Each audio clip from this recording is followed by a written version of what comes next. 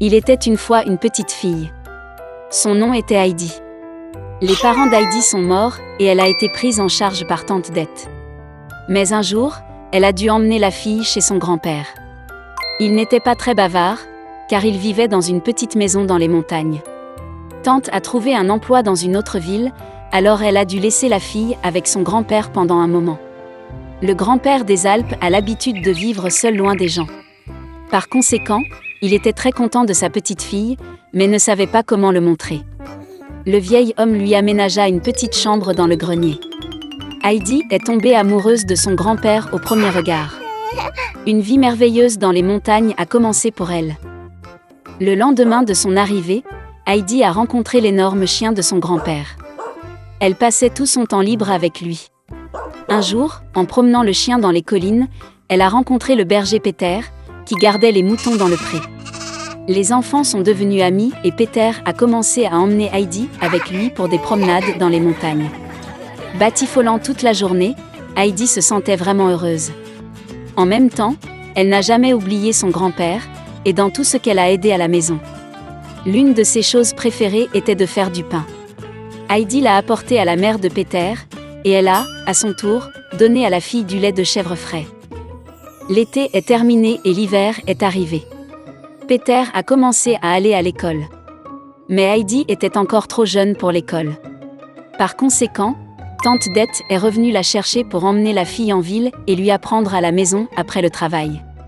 Le grand-père des Alpes était très bouleversé, mais a quand même laissé partir la petite fille pour qu'elle puisse apprendre à lire et à écrire. Heidi était également très bouleversée, mais sa tante a promis de la ramener bientôt dans les montagnes. En arrivant en ville, la tante emmena la fille dans une grande et belle maison. Là, Heidi a rencontré la fille Clara. Elle ne pouvait pas marcher et s'est déplacée sur une chaise en raison d'un accident qu'elle a vécu dans la petite enfance.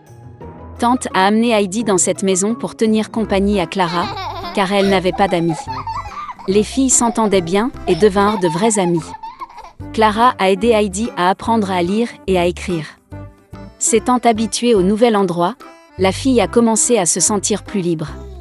Clara est également devenue très attachée à elle. Mais Heidi a vraiment manqué les montagnes et son grand-père. Elle avait tout ce dont on pouvait rêver, mais elle avait l'impression d'être dans une cage dorée. Elle a même arrêté de manger. Tante Dete a tout de suite compris pourquoi sa nièce était triste. Et j'ai décidé de la renvoyer chez son grand-père. Clara était très bouleversée que Heidi doive partir. Mais la tante a promis que Clara pourrait venir rendre visite à Heidi l'année prochaine.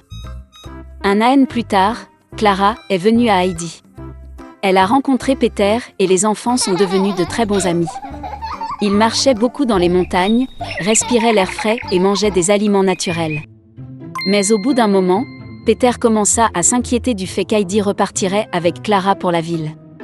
Et puis un jour, il a jeté le fauteuil roulant de Clara d'une falaise. Il pensait que cela résoudrait tous les problèmes. Mais il s'est avéré que sans fauteuil roulant et grâce à l'air frais de la montagne, Clara est devenue beaucoup plus forte. Et au bout d'un moment, elle était capable de marcher du tout. Tante Dete n'en croyait pas ses yeux. Et Peter avait très honte de son acte. Il a admis que c'était lui qui avait jeté le fauteuil roulant de Clara de la falaise. Bien sûr, les filles lui ont pardonné. Et l'heureuse amitié des enfants a été préservée à vie.